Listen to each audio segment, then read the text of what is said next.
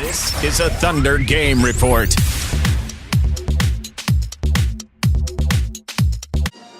Hi, I'm Randy Renner at Chesapeake Energy Arena, where the Thunder and the Chicago Bulls will tip things off a little bit after 7 o'clock tonight.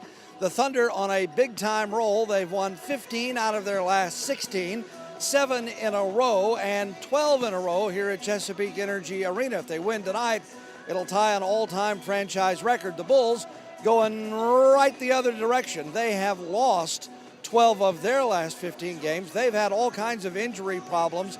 Tonight that continues. No Kirk Heinrich in the lineup for them. He's been out a couple of games with back spasms, and Lou Aldang won't be in the lineup for them either.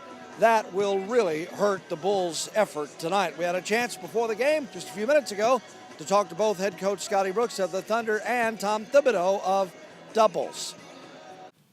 Well, they have some prideful players. They play hard. They haven't won as many games as they would have liked, but obviously with all the injuries that they had, it's hard to win in this league when you have injuries, and they've had a lot of them to a lot of very good players that are rotation players. So what I like about their team that they will continue to battle and find ways. Coach Tibbs is a great coach. He always has the guys ready and prepared, and that's what we anticipate tonight: a hard-fought game, a physical game. Kevin's talked about he spent a little time with Coach Tibbs. They crossed paths in the offseason. They learned some things defensively. For you as a head coach, do you interact with other coaches in the league during the offseason and pick up anything that you value? Well, I mean, I know some of the coaches I have relationships. Tibbs coached me twice, once in Minnesota and once in New York. He didn't do a very good job of convincing his head coach that I should be a starter. He's one of the things I picked up, that he's relentless in his work. He's going to make sure he's covered all bases. He's a very tough-minded coach when he coached me. But I communicate with guys that I know. There's not a lot of them. I mean, I obviously know all of them, but I don't know all of them, if that makes sense. Do you share ideas and stuff? Like Nick Saban bringing in coaches, or the Sooners and Alabama trading information in the offseason. Is that something that can happen? Yeah, I mean, you run into the guys all summer long. You don't meet them for coffee every morning. But when you do see them, run into them, the guys that you touch base and share. But I mean, it's not like we are calling each other and, hey, when you play this team, do it. Everybody has their own way, and they should, rightfully so. It's not exactly part of your job, but you feel that there's a different view of the Thunder based on the way the last season ended, going into this season?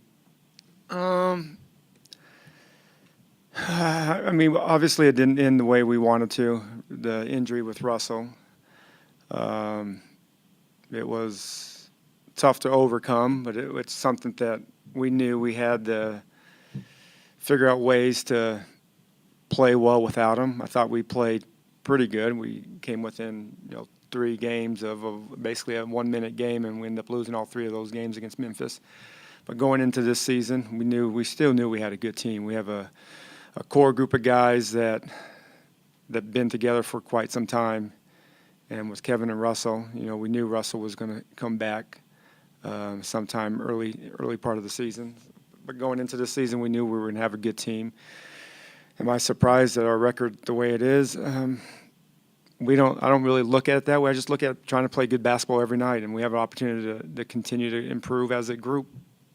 I understand that also, but not like I said, not that it matters the way you do your job, but you're essentially the same team starting last season. Well, Kevin Martin obviously different. And this season, it seemed like there was a different view of the Thunder coming in this season compared to before. It seemed like because, even though Russell was injured, because of the way he finished, if you get to the second round, you don't go as far. You were promoted more heavily last season and even the season before. And is that Well, I think because I think the perception was we didn't pick up some added players, but we did. We picked up guys through our system of developing them. We knew Reggie was going to be a better player, and we knew Jeremy. We had the luxury to see Jeremy every day work, and then Kevin and Russell. We basically they came back better players. So we knew, and Serge, and all down the list of the guys that we knew that we were going to have a better team every year because of our guys have improved. The basketball experiences that they've experienced the last 4 or 5 years has helped us become a better team. Scott, we saw you in the preseason when Russell was still acclimating himself. I mean, what have you been pleased with the way he's played the season? Have you seen any growth in his game in the time off? Well, the first part of the season, it was still part of the process of him getting back, and I thought he did a phenomenal job. You know, that's not always easy to come back and play in games without really a training camp, but he managed through it and had a lot of good moments, and we won a lot of games while he was still enduring that process. I see the last 2 weeks that he's playing at a level that has improved gradually since the time he's come back. But his leadership is, when you're hurt, you see the game in a different light, and he understands that there's so many different parts of the game. As a point guard, you have to be able to know all the different parts, and they're all moving, and a lot of times they're changing, and the personalities are involved in it. And I think he's done a good job this year of managing that. But I think that also is just from the growth that he's experienced the last 5 years, 6 years. It's hard to be a point guard in this league. Last half dozen games, Russ has been almost at this level. Kevin's playing great. Are there subtle things they're doing differently, or is it just them clicking? Has it been in a natural flow that they've excelled lately? Well, I think, I keep going back that they're better players through all the work. We spend a lot of time with our guys. We practice and we watch film, and we take pride in what we do, and we're not we don't have to share to the world what we do, but we know our guys, we take pride in our guys getting better, and our guys take pride in getting better. They're self-motivated, but we're all in it together to improve. But the subtleties that they've picked up through the years, it's starting to pay off. Let's face it, we've had some ugly moments early on.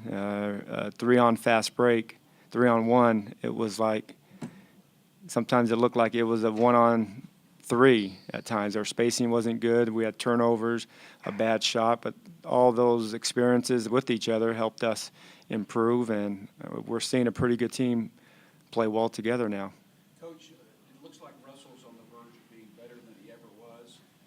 Is any of this attributable to him watching for as much as he did while he was coming back and maybe seeing some things? Yeah, I think I said earlier that when you're hurt, you see the game differently.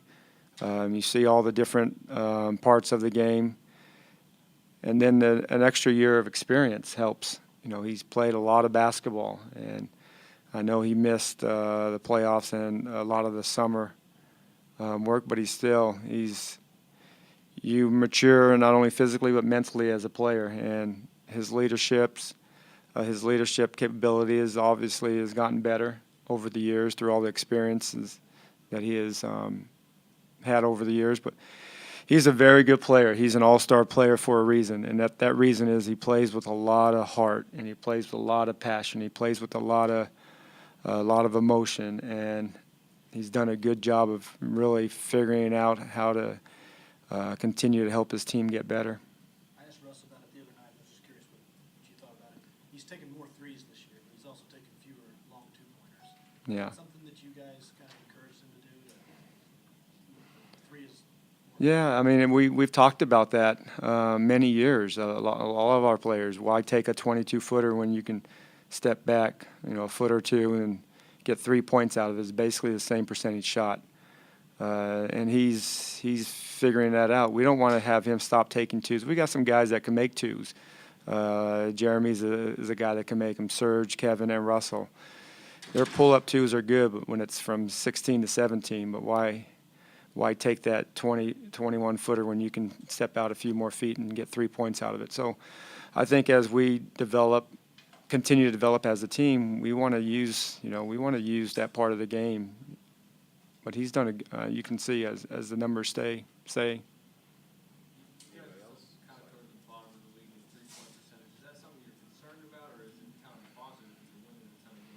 No, that's a concern. We always, we're winning games, but we're not satisfied, and we're like telling the world, we are the best team in the first 6 weeks. We're not. We are focused on improving, and that's an area that we like to get better. We believe in 3-point shots.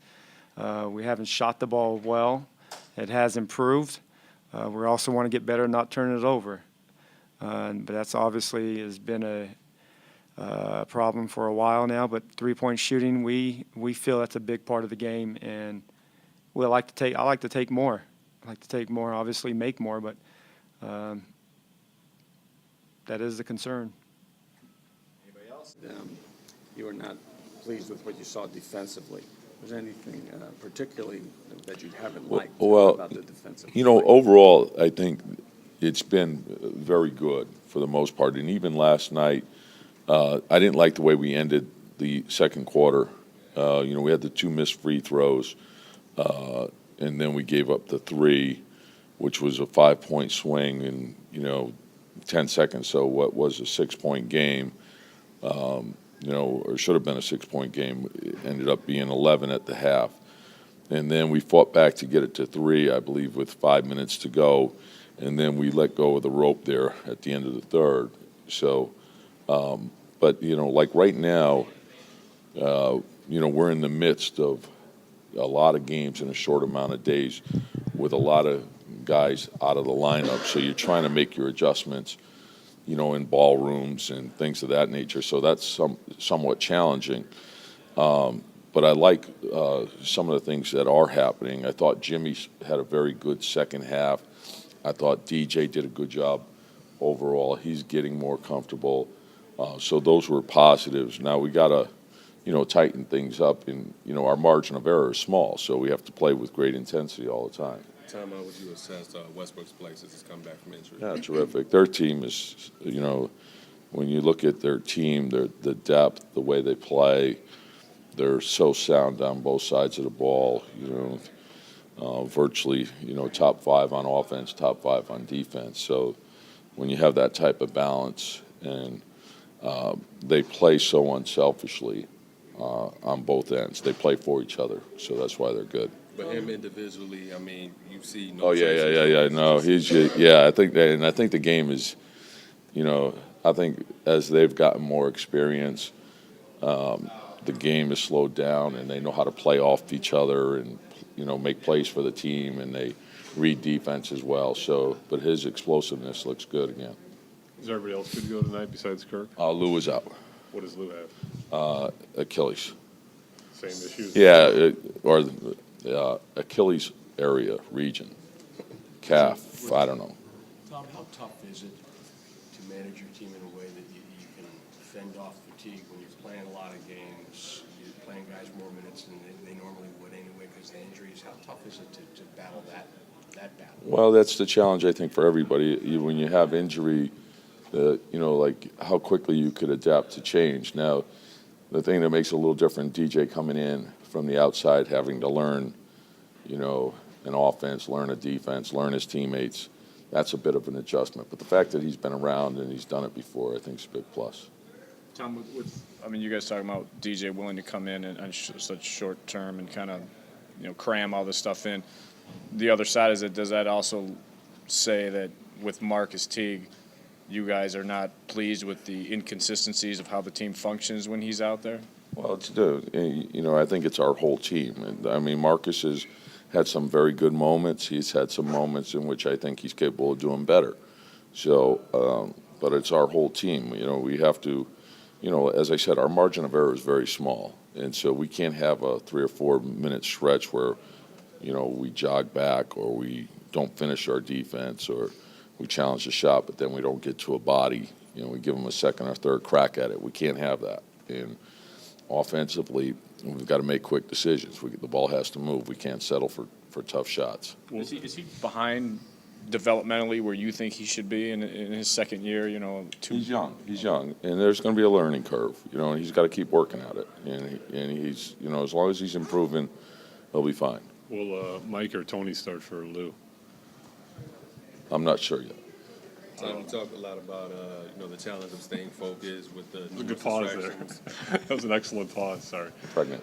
You talk about the numerous distractions during the course of an NBA season and everything. Do you feel like everyone's staying focused? I'm sorry? Do you feel like everyone's staying focused? Yeah, and it's, again, it's the big challenge that we have. We have to, we got to try to scratch out wins. When I go back over the stretch, you look at the Milwaukee game at home, the New York game, the Orlando game. Those are all winnable games. So we got to keep grinding, fighting, can't give in. Tom Thibodeau, and of course before that, Scott Brooks. We will be back here for post-game stuff. We'll have our cameras on the podium with Scott Brooks after the game and in the Thunder locker room for reaction. So keep it right here on ThunderGameReport.com.